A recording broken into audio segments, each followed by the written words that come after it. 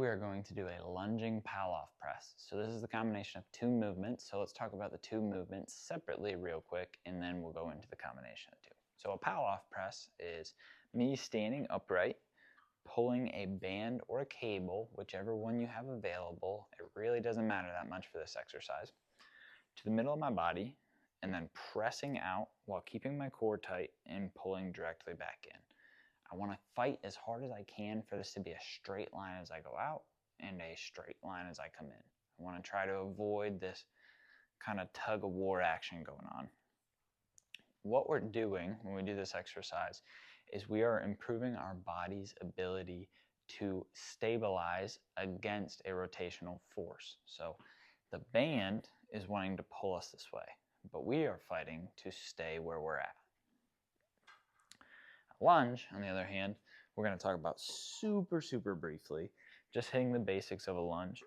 I want to split my legs into a stationary stance like this.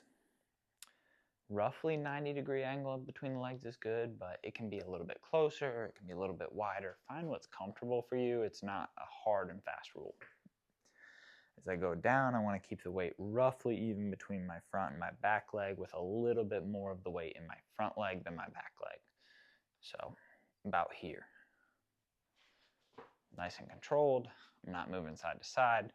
My joints stay in line.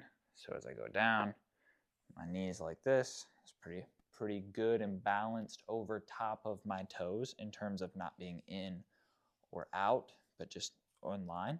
It can go in front of my toes. Totally fine.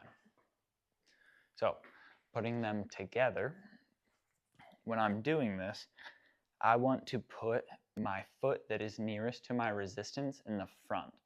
So because my resistance is on my right side right now, my right foot is going to go in the front, my left foot's going to go back, and then I'm going to pull this band to the middle of my body. As I lunge down, I'm going to push out. I'm going to pause briefly at the bottom and then pull back as I come back up. So lunge down and push out, pause, back up.